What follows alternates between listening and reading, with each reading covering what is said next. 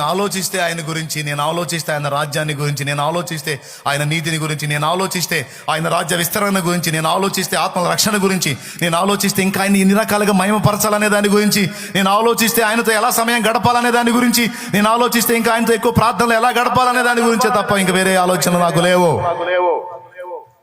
అవన్నీ పెట్టుకోదలుచుకోలేదు.